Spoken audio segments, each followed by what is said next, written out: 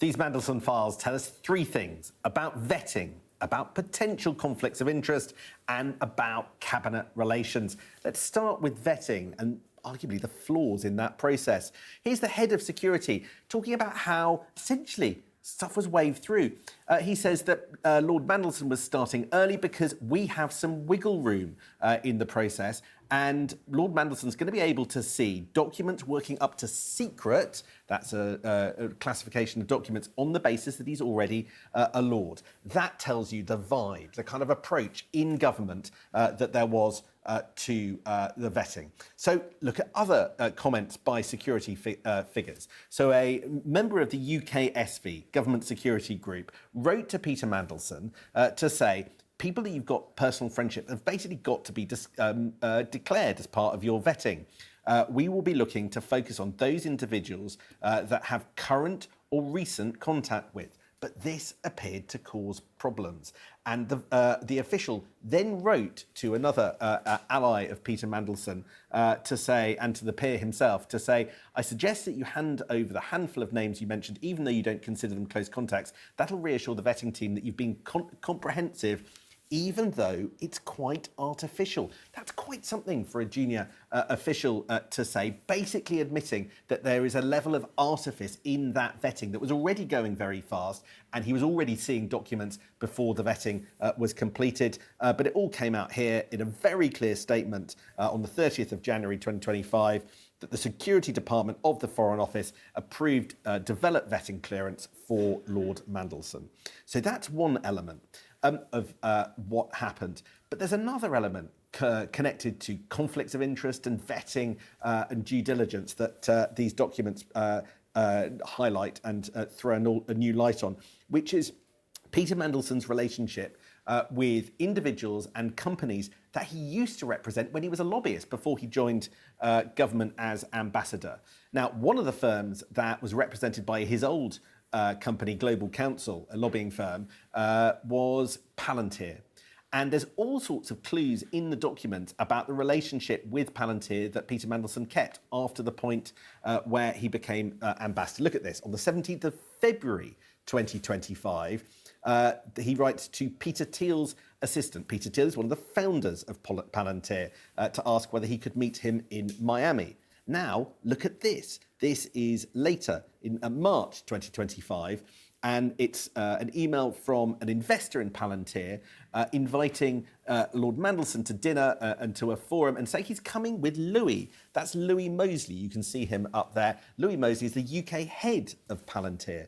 And then look at this. In July 2024, he tries to get the Prime Minister to meet Peter Thiel, founder of Palantir, writing to Morgan McSweeney, saying that the celebrated techie is in London until the 9th. So would the PM like to meet him? So it does seem, and there were questions in the Commons about this, that there are questions to be asked about what safeguards the government put in place around Peter Mandelson to protect their interests, given that there are figures who were lobbyists and that Peter Mandelson represented these figures when he was a lobbyist.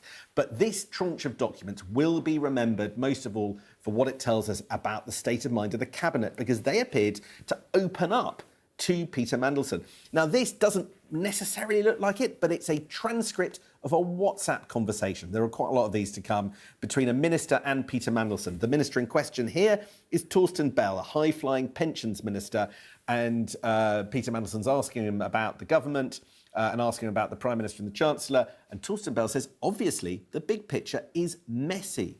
And he goes on to say, Peter Mandelson goes on to reply, it's messy because the government doesn't do policy, generally speaking, well enough. And rather than rebutting that, rather than rejecting that, Torsten Bell basically tells a joke. He just goes, which government? Or we can look at another minister. This one is Pat McFadden. He is now the Work and Pensions Secretary. And here, in the middle of 2025, you have Peter Mandelson saying Keir is not leading from the front. Peter Mandelson was a time-to-time critic of Keir Starmer, but look, here is the verdict of Pat McFadden, who remains in the cabinet. He says about welfare, every meeting I have is, quote, who can we tax in order to pay benefits to others? They're asking the wrong questions. Pat McFadden clearly critical of the direction of travel, clearly unhappy with what his fellow MPs are asking, and suggesting privately to Peter Mandelson that this is a problem. I think that is playing into a caricature of the Labour Party that will do the party quite a lot of harm now it's been released.